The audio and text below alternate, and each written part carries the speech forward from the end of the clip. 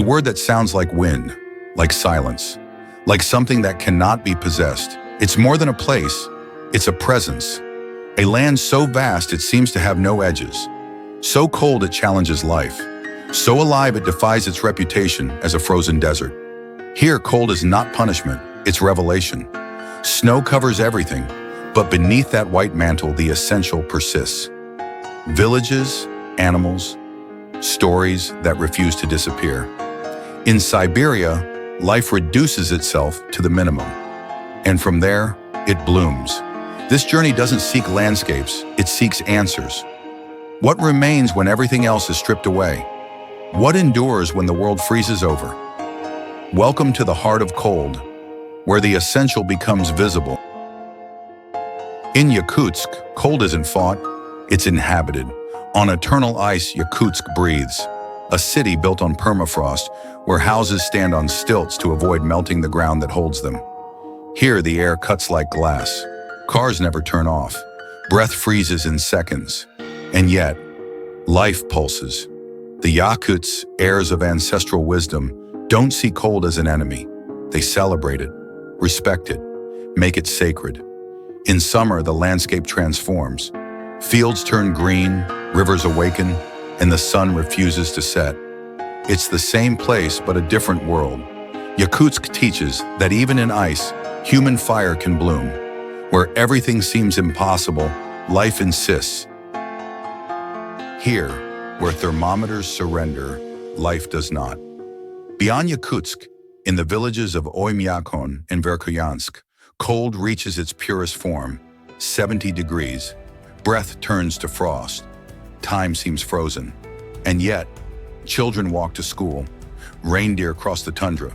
Families light their fires. Here, cold isn't fought. It's respected, listened to, learned from. We don't fight winter, say the Yakuts. We live with it. The northern lights dance across endless nights. Each flicker in the sky is a memory of those who came before. Cold doesn't destroy. It shapes. It teaches patience, invites silence, and reveals the essential. Warmth isn't in the weather, but in the community. Where the world freezes, the soul ignites.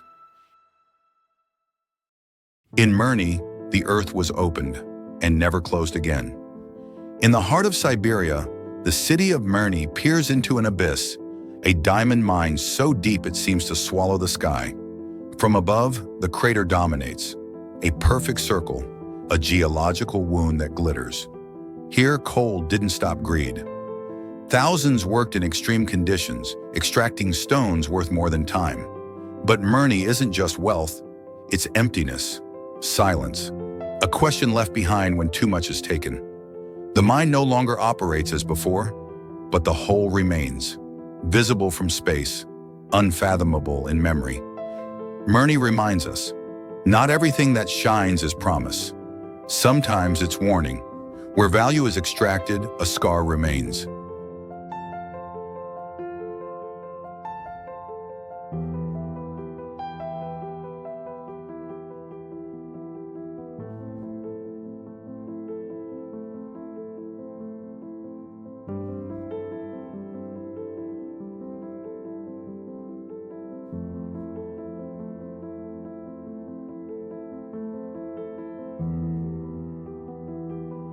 Here, the landscape doesn't shout, it waits to be heard. On the banks of the Lena River, stone columns rise in silence, tall, slender, still, as if time itself decided to leave a vertical signature. The Lena Pillars weren't carved by human hands, they were sculpted by wind, water, and patience. Centuries of erosion, miracles of endurance. No monuments here, just geological memory, a beauty that needs no explanation. Locals consider them sacred, not out of superstition, but respect. Because in front of these stones, we remember the essential. We are brief, we are small, and that too can be beautiful. Where time becomes stone, silence becomes sacred. Some roads don't lead to destinations, they lead to truth. In the heart of Siberia, ice holds more than cold. It holds names, stories, silences that still hurt. The road of bones cuts through mountains and valleys where winter never leaves. Built by Gulag prisoners, thousands died here. buried beneath the very road they built.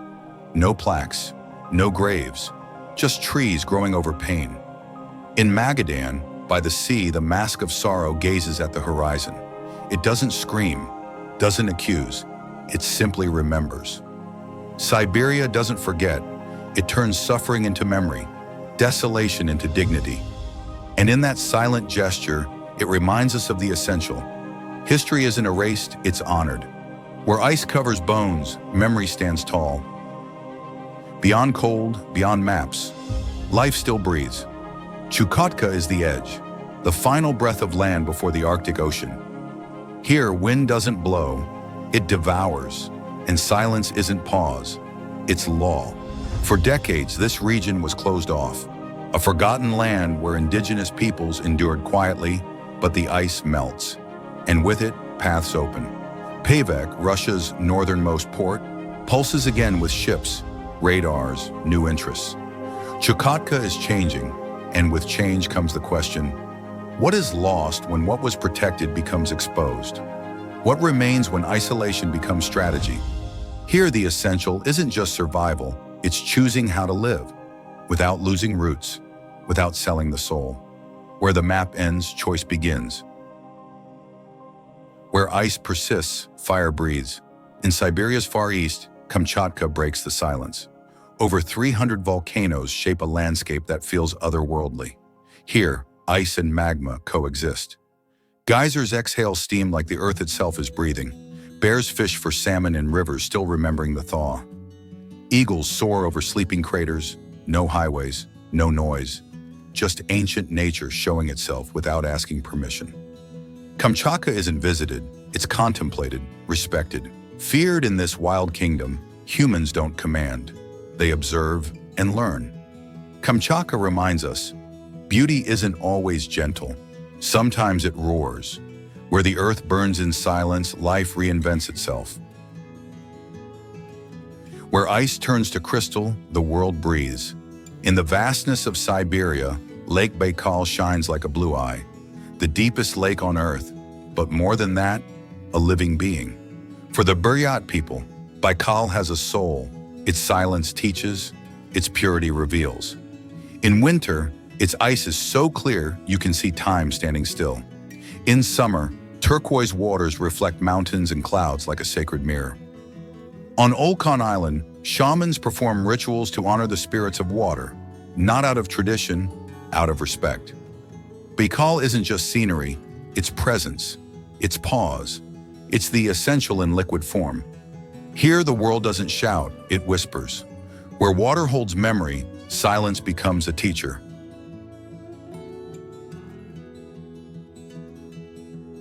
To the north, the wind guides.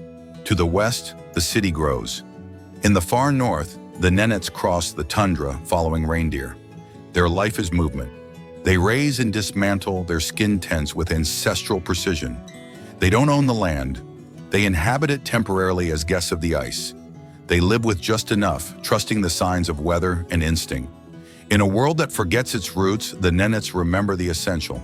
To live without dominating, to exist without leaving deep marks. Further west, modern cities rise on imperial soil. Tobolsk echoes the Tsarist past. Novosibirsk pulses with science and youth. Yekaterinburg marks the point where Asia meets Europe. But beyond geographic borders, Siberia remains a metaphor, a frontier between the human and the infinite, a mirror that doesn't reflect appearances, but truths. Where wind never stops and history isn't erased, Siberia cannot be understood. It must be crossed. It's a land that demands silence, patience, and awe. Its cold doesn't freeze, it reveals. Its distance doesn't isolate, it purifies. In its rivers, mountains, and volcanoes echoes an ancestral lesson. Life doesn't need much to persist. Whoever crosses Siberia does not return the same. Because there, where ice touches the soul, the essential becomes visible, and what remains is truth. If this journey moved you, subscribe, comment, share. This channel is for those who seek soul in every landscape, and for those who know that even in the cold, there's fire waiting to be told.